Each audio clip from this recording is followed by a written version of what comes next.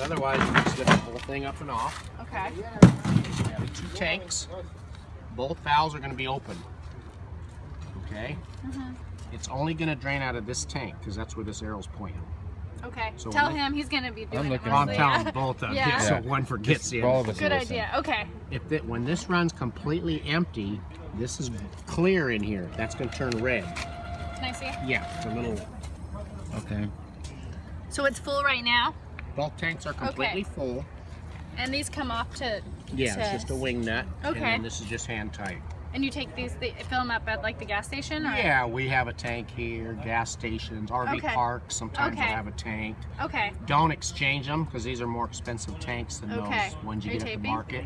Yeah, so if this is empty, you'll notice nothing will work. That'll be red. No, it will work because you got 2 tanks. Once they're both empty. Oh, once they're both empty, okay. This, instead of putting a gauge on it, it's only going to run off 1 tank. So this is going to run completely empty. This is 125 pounds of pressure, so it can't, there's no more pressure. It's going to pop up, turn red, and start drawing off this tank. Okay. So if you look in there and it's red, you know you have 1 empty tank and you're on your last tank. So does it always go to this one first? No, you go right here. Oh, wherever it's aimed. Is that how it works? Now you're on this tank. Okay. You taping that? What you're going to do is run it and periodically check it. As soon as it turns red, you know that tank's empty and you're on your last tank. Got it. Gives you a halfway point. Okay, perfect. Now you want to run into town and fill it. Then you'll flip this arrow over to this. It's already running on this tank. Okay. But you'll flip it over to this tank. Okay. Take it off, run into town, fill it, and put it back on. Okay. And then open the valve. That way you have a full backup. Okay. So when it turns red again, you got a full backup. Okay, got it. Instead of just filling it and keep running on that, eventually this is going to run out. Okay, how long do these usually last? It's hard to say. You have to figure out the BTU ratings of everything. Your furnace is probably 30,000 BTU. That would be probably a gallon every 3 hours. Okay. 30,000 BTUs. There's How much roughly is this? 90 Is each BTUs a tank gallon, 5. 5 gallon? So And it'll go quite a ways. Can you leave it open while you're driving, or do you suggest No, you want it open because your refrigerator is going to switch to gas. So you want it open, but when you store it, you close everything up, right? I don't, but people do in case you left your furnace on. It's in storage, using up all your propane. Okay. If you know everything's off, then you really don't need it. So where's the off and on, like when you're Right here, for twist that? this. It's just a valve. Okay, Right so if off, it's up, closed, then it's off. Yeah. And if, okay, so you're supposed to turn it on before you go to get your refrigerator going for like a few hours. Well, before?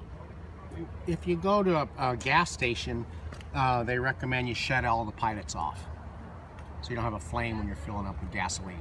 Oh. A lot of people don't, depending where your refrigerator is at. You know what that means? You should write this You got to down. figure your truck's way up here. Yeah. Just use common sense. Your refrigerator's way back there. Okay. That black square. Oh, that's the fridge. Yeah. So you have a pilot there. So a lot of times, if you fill up with gasoline, your pilot's pretty far back. Okay. But as a rule, they tell you should turn everything off. So when you gas up, you suggest you take that off every time you put gas when you're on a trip, and turn this off, then fill your car up with gas. No, I would leave these on. I'd turn the refrigerator off. Oh, just turn the refrigerator off. That's where your pilot will be. Okay. Any pilot should be turned off when you're filling up with gasoline. And how do you turn the refrigerator Well, off? we haven't got there yet. Oh, got it. We'll get to the Okay. refrigerator. Let's Sorry. start with the tanks here. All right. Okay, so that's your 2 tanks there. When you first open these valves, if you do have it shut off for storage, that's fine. When you first open it, you might just go real slow to fill up this high pressure line to here. Okay, so just go. If you open it too fast, there's a spring in here that's going to shut the gas off. Okay. So if this line broke, no gas will come out. Got it. Too much coming out, there's a spring that's going to shut the gas off.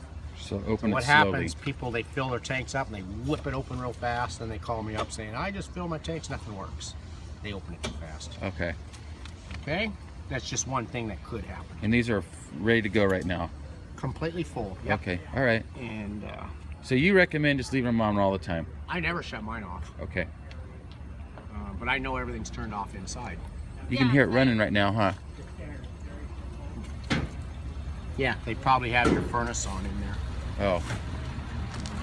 They might have turned the furnace on. Yeah, we got gas running through there right now. These little tabs here is if you want to put a bungee cord on at high winds. There's a little tab right here. Bungee on those. Where you can go underneath to keep it from going up at really high winds or something. And how does this latch on? There's a thing right there, you said? That just sits on top like that? Uh-huh. Oh yeah, you definitely want something to hold that down. Yeah, huh? some people put little bungees. People used to drill holes and put bungees underneath. Now they have tabs, Okay. so you can just get a little bungee or something. Okay. It'll go underneath the propane shaft.